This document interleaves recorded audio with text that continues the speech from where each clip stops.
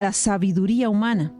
En cambio, hablamos con palabras que el Espíritu nos da, usando las palabras del Espíritu para explicar las verdades espirituales. Pero los que no son espirituales, ojo aquí, no pueden recibir esas verdades de parte del Espíritu de Dios. Todo les suena ridículo y no pueden entenderlo, porque solo los que son espirituales pueden entender lo que el Espíritu quiere decir. No funciona a nuestra manera, no funciona con la razón humana. Pablo le decía a la iglesia que es en el Espíritu. Hay que adquirir un lenguaje del reino, y este es el lenguaje espiritual. Para llenar la mente de Cristo, necesitamos hablar el lenguaje de Cristo, que es el espiritual. Es estar en el Espíritu. En lo natural, en nuestra carne, tú puedes aprender muchas cosas, todo lo que quieras. Aún sin preparación, puedes ganar títulos, puedes tener premios, puedes adquirir muchísimos saberes. Hoy en día, hace mucho rato, se aplica, por ejemplo, para gente que ha hecho investigaciones o impacta en algo en la sociedad o en otras cosas, les dan incluso títulos universitarios de honoris causa, doctorados, especializaciones, de todo. Pero en lo natural, porque al final todas estas cosas son naturales de la carne. Por eso se habla un mismo lenguaje, por eso es pasaje, pero por eso son cosas que van a variar. Hoy tienen una teoría, mañana cambia otra, porque son cosas naturales, pasajeras, y no son eternas. Pero lo del Espíritu, el idioma del Espíritu, el poder tener la mente de Cristo, no funciona de esa manera. Se necesita sí o sí el lenguaje espiritual, estar en el Espíritu. Comienza una transformación en tu lenguaje para que cambie tu mente. Empieza a recibir la mente de Cristo a través de un caminar en el Espíritu. Para eso, para poder caminar en el Espíritu, necesitamos conocer a Jesús. Y yo quiero compartirte unos puntos muy, muy fuertes, pero para que los tengan fuertes me refiero a que son para que nos aferremos a eso, para poder conocer con libertad a Jesús. El primero de ellos es: elimina las falsas expectativas. La palabra enseña que camino a Emaús, en Lucas 24, del 13 al 35, dice que después de que Jesús muere y resucita, los discípulos están caminando, unos seguidores están caminando hacia Emaús, un pueblo que necesitaban ir. Y comienzan a hablar entre ellos. Ellos están muy tristes, dice la palabra, que están muy tristes por todo lo que sucedía. Ya hacía 3 días había muerto el maestro. No sabían qué iría a pasar con sus vidas. Estaban decaídos. Y en una de las ocasiones se les aparece Jesús, pero dice la palabra que Dios no les permitió reconocerlo. Y comienzan a conversar con él. ¿Qué les pasa? Y ellos comienzan a hablar: y es que tú no sabes, eres el único en Jerusalén que no sabes lo que ha sucedido. Han matado a un profeta, y quiero que ponga atención. Dicen que han matado a un profeta que hacía milagros, que lo habían condenado a muerte. Y quiero que ahí mismo en Lucas 24, en el versículo 21, ojalá lo puedas leer conmigo, ojalá leas toda la historia también. Dice que ellos le dicen a Jesús sin reconocerlo: nosotros teníamos la esperanza de que fuera el Mesías que había venido para rescatar a Israel. Todo esto sucedió hace 3 días. Mire lo interesante. Ellos dicen que tenían la esperanza de que fuera el Mesías. Lo interesante de esto es que se supone que anduvieron 3 años con Jesús, eran seguidores de Jesús y solo lo veían como un profeta que hacía milagros.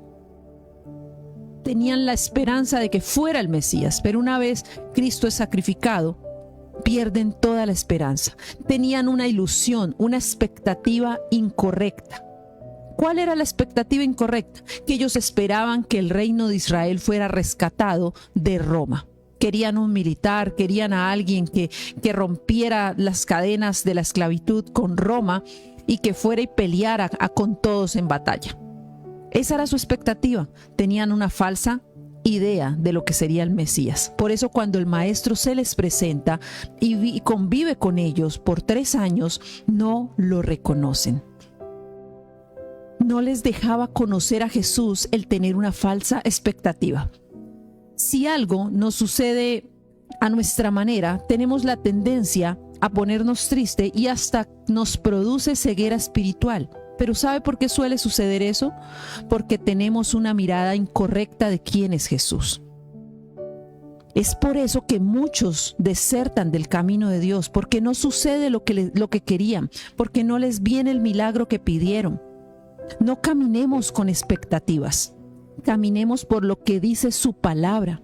El mismo maestro les decía a ellos: necios, ¿les cuesta tanto creer lo que los profetas escribieron en la escritura? Él mismo les dijo a esos seguidores: y es que la escritura no dice que el Mesías iba a venir a liberarlos de otra nación. Jesús está cerca y no lo podemos escuchar si tenemos falsas expectativas. Hay que eliminarlas. El acuerdo de Dios nunca fue que todo estaría bien. En ninguna parte dice que todo estaría bien y sería color de rosa. Su acuerdo es que estaría con nosotros hasta el fin. Ese fue el compromiso de Dios, salvar nuestra alma y que estaría con nosotros hasta el fin. Cuando lees la Biblia en muchas ocasiones ves que en ninguna parte dice que Él esté librando solamente de que vamos a vivir en un color de rosa. No, Él dice: sé valiente, esfuérzate, yo estoy contigo, aunque pases por las aguas, yo estaré contigo. Mire lo interesante.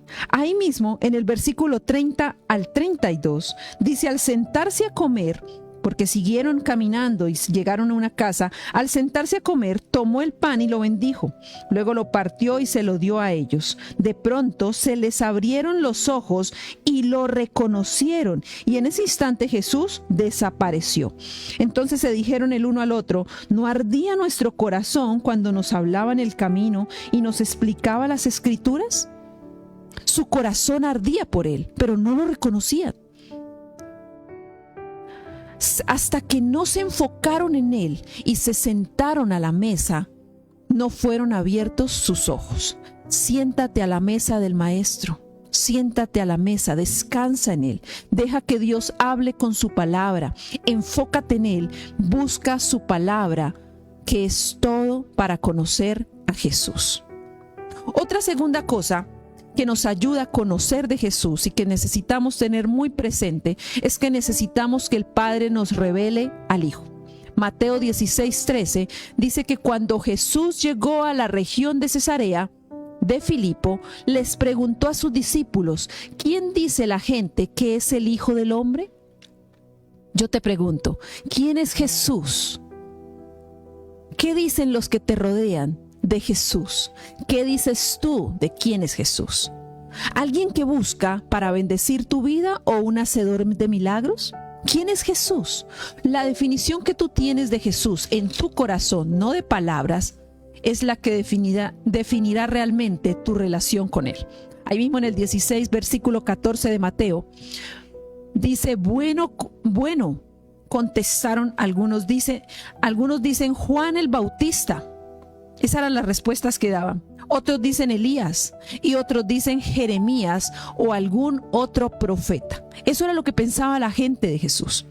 Al igual que los seguidores de Emaús, cuando aún no habían sido crucificados, ellos seguían al Maestro, seguían a Jesús, pero su corazón veía era un profeta que hacía milagros, no al Salvador de su alma, no al restaurador de la relación con Dios. Veían un profeta. Por eso después de que resucita no lo reconocen y le manifiestan al mismo Jesús, les dicen: es que acabaron de matar al profeta que creíamos era el Mesías. Ellos no creían que era el Mesías, creían que era un profeta que hacía milagros.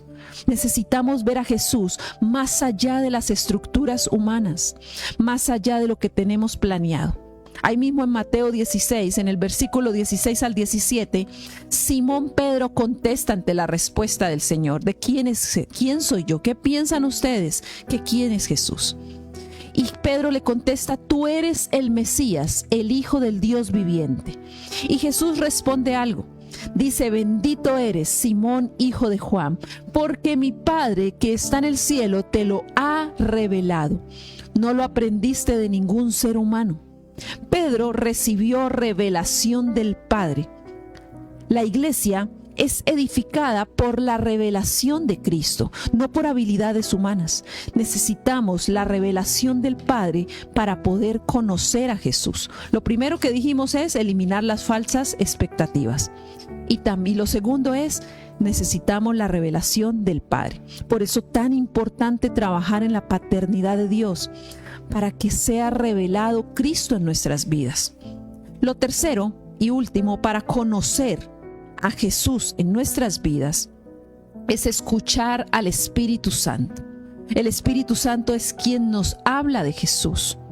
Aquí mismo en la palabra, en Juan capítulo 16, versículo 12 hasta el 15, dice la palabra: me queda aún mucho más que quisiera decirles, está hablando Jesús, pero en ese momento no pueden soportarlo. Cuando venga el Espíritu de verdad, Él los guiará a toda la verdad. Él no hablará por su propia cuenta, sino que les dirá lo que ha oído y les contará lo que sucederá en el futuro. Me glorificará porque les contará todo lo que reciba de mí. Todo lo que pertenece al Padre es mío. Por eso dije, el Espíritu les dirá todo lo que reciba de mí. El Espíritu Santo es quien nos da a conocer a Jesús. Tomar tiempo en oración y en la palabra permite que el Espíritu Santo pueda hablar a nuestras vidas. Cuidemos de no enamorarnos de los milagros. Cuidemos de no enamorarnos de las acciones, de las bendiciones que Dios nos da, de los ministerios, de los llamados. No nos enamoremos de las emociones. Enamorémonos de la persona de Jesús. No del que hace milagros, sino de la persona de Jesús. Yo te pregunto, igual que Jesús a sus discípulos, ¿quién es Jesús para ti? Porque Él debe ser la persona más importante de tu vida. Él debe ser todo lo que tienes. ¿Jesús es todo lo que tienes? No lo busques por lo que te da. Busca a Dios por quien es. Y entonces, solo entonces, la mente de Cristo se manifestará en tu vida. Solo así se va a manifestar la mente de Cristo en tu vida. La palabra dice en 2 Corintios 2, del 10 al 16, pero fue a nosotros a quien Dios reveló esas cosas por medio de su Espíritu. Pues su Espíritu investiga todo a fondo y nos muestra los secretos profundos de Dios. Nadie puede conocer los pensamientos de una persona excepto el propio Espíritu de esa persona, y nadie puede conocer los pensamientos de Dios excepto el propio Espíritu de Dios. Y nosotros hemos recibido el Espíritu de Dios, no el espíritu del mundo, de manera que podemos conocer las cosas maravillosas que Dios nos ha regalado. Les decimos estas cosas sin emplear palabra que proviene de la sabiduría humana. En cambio, hablamos con palabras que el Espíritu nos da, usando las palabras del Espíritu para explicar las verdades espirituales. Pero los que no son espirituales no pueden recibir esas verdades de parte del Espíritu de Dios. Todo les suena ridículo y no pueden entenderlo, porque solo los que son espirituales pueden entender lo que el Espíritu quiere decir. Los que son espirituales pueden evaluar todas las cosas, pero ellos mismos no pueden ser evaluados por otros. Pues ¿quién puede conocer los pensamientos del Señor? ¿Quién sabe lo suficiente para enseñarle a Él? Pero nosotros entendemos estas cosas porque tenemos la mente de Cristo. Cuando caminas en el Espíritu, conectado al Señor, conectado a su palabra y no a expectativas falsas, tienes la mente de Cristo. Vive en el Espíritu, oración, palabra, congrégate, mantén conectado. Y eso es empezar a tener la mente de Cristo. Un fuerte abrazo para todos y Dios te bendiga grandemente.